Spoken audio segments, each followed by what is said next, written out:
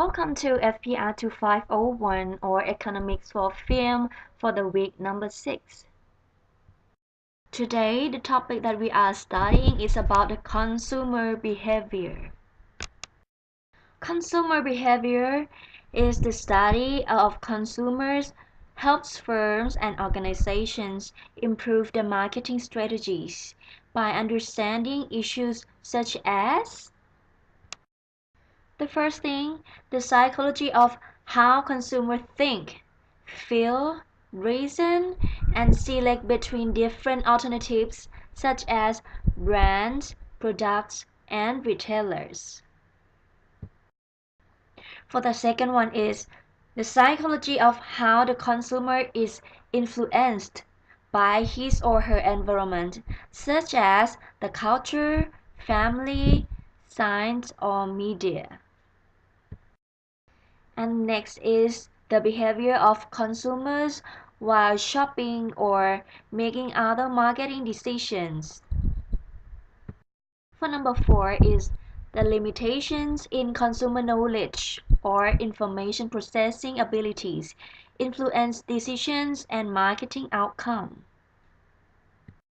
And for number 5 is how consumer motivation and decision strategies differ between products that differ in their level of importance or interest that they entail for the consumers. And the last one is how marketers can adapt and improve their marketing campaigns and marketing strategies to more effectively reach the consumer. Before we go on, let's get to know about the definition of consumer behavior first. One official definition of consumer behavior is the study of individuals, groups, or organizations and the processes they use to select, secure, use, and dispose of products, services, experiences, or ideas to satisfy needs, and the impact that these processes have on the consumer and society. Although it is not necessary to memorize this definition, but it brings up some useful points.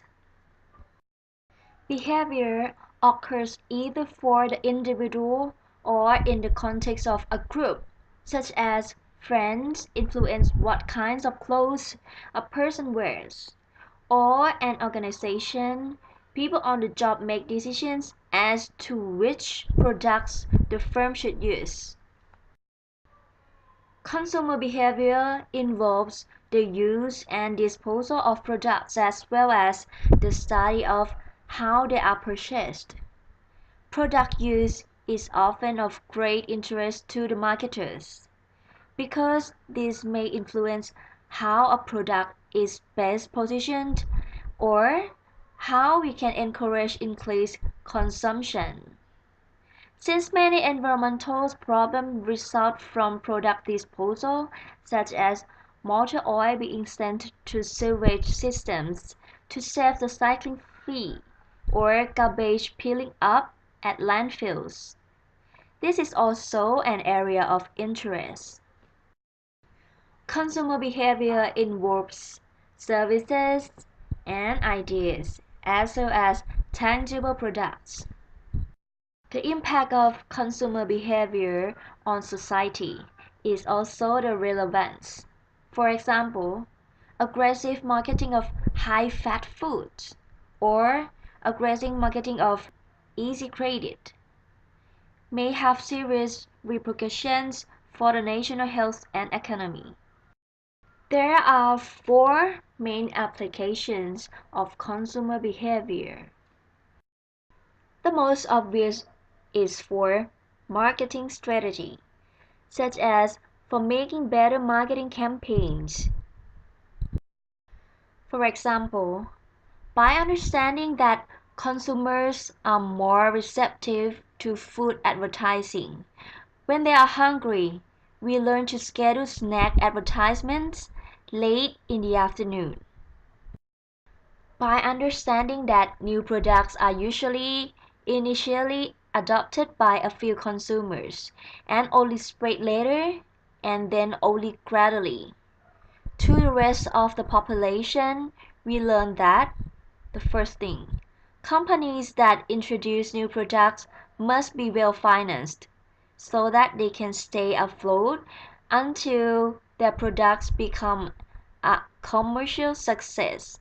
And for number two, it is important to please initial consumers, since they will in turn influence many subsequent consumers' brand choices. And for the social marketing, it involves getting ideas across to consumers rather than selling something. Marty Fishburne, a marketing professor, went on sabbatical to work for the Center of Disease Control, trying to reduce the incidence of transmission of diseases through illegal drugs use. The best solution, obviously, would be if we could get illegal drug users to stop. This, however, was deemed to be infeasible. It was also determined that the practice of sharing needles was too ingrained in the drug culture to be stopped.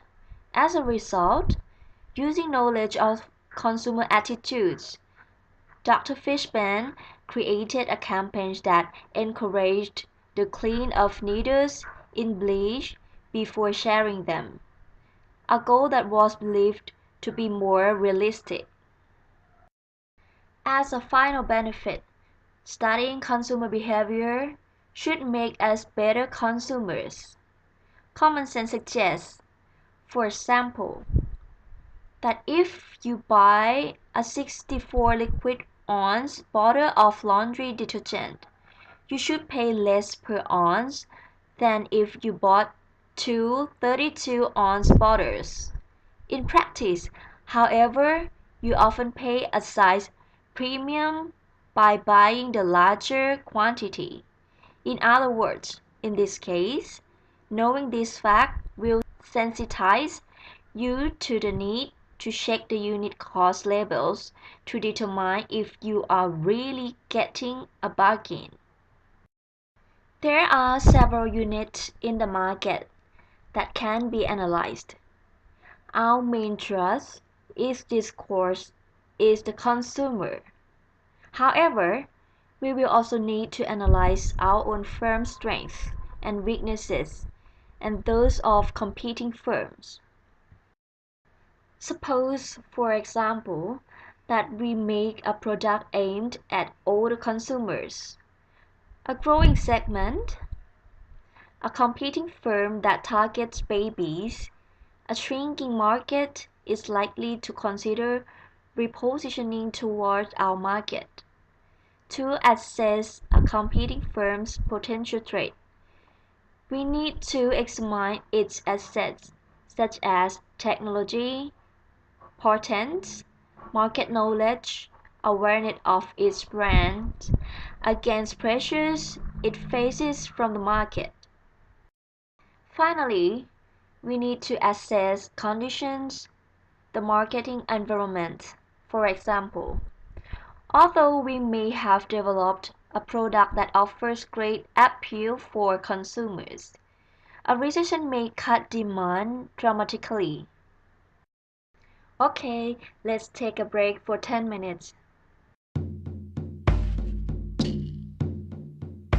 You look into my eyes, I go out of my mind. I can't see anything, 'cause this love's got me blind. I can't help myself, I can't break the spell, I can't even